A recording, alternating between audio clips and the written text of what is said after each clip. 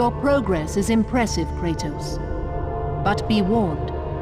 Once you ascend to the upper levels of the temple, you will not be able to return without Pandora's box.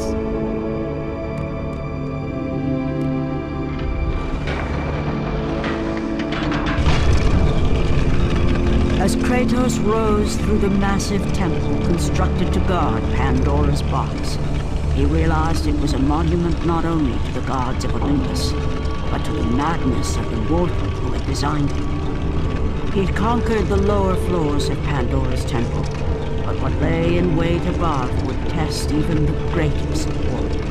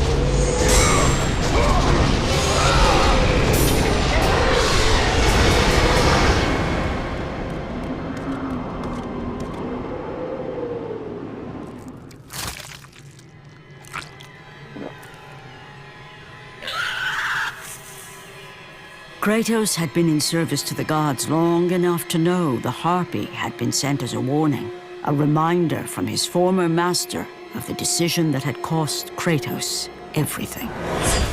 Had it been that long since he'd almost met his end at the hands of the barbarians? That long since he'd traded everything to save himself? Ares! The sky split apart, and the god of war stepped through. Descending from Olympus, he saw the makings of a god in a mere mortal. Ares would save Kratos. He would turn him into the perfect warrior, his servant on Earth. Only a simple pledge of loyalty was required. My life is yours, Ares. From this day, I shall carry forth your will. And his fate was sealed. As promised, Ares rescued his new disciple, bringing forth the power of a god, destroying those who would slaughter Kratos and his men.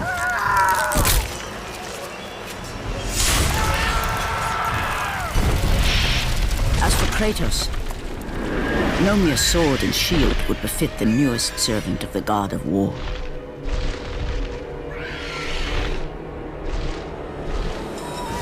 The blades of chaos, forged in the foulest depths of Hades. Once attached, the chains remained so, chained and seared to the flesh, a part of the bearer's body, a permanent reminder of Kratos' pledge. In return, ultimate power. The rage of Ares exploded from within. But soon, he would learn the true cost of such power. A cost too high even for Kratos to pay. Wretched beast! I know who it is you serve. Return to your master. Tell the god of war I am his no longer. Tell him he is not safe while I walk the earth. I will find Pandora's box, and I will use it to see him tremble and fall before me.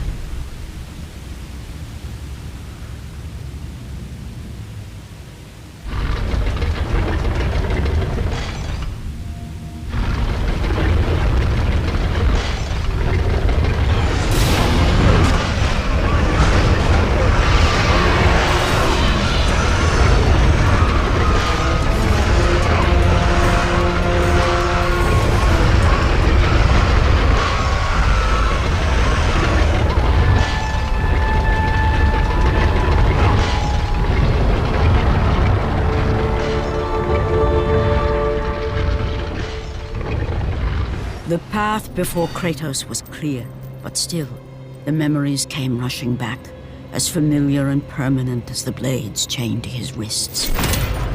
Memories of what he'd done in the name of Ares. Memories of how he'd become a servant to the god of war.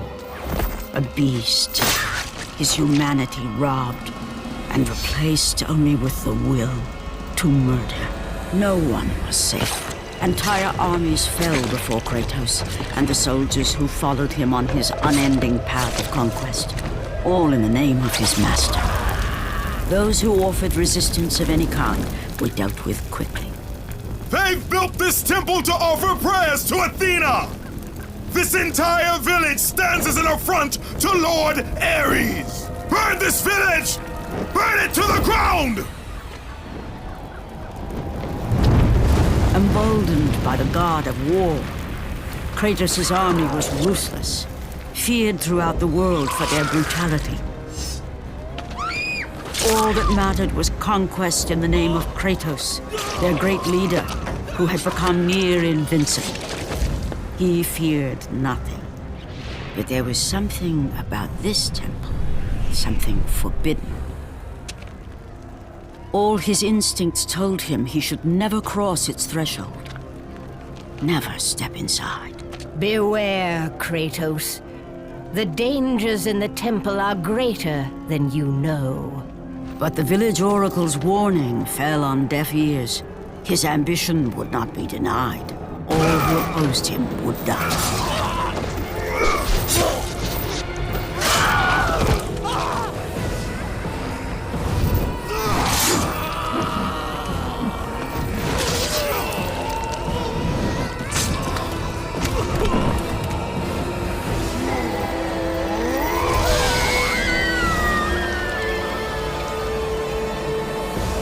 In that instant, the glory he had reveled in turned to horror. The image of his two final victims would stay with him for all his days. With that act, Kratos knew he could no longer serve his master. He had but one calling now, the death of Ares. He would murder the god of war.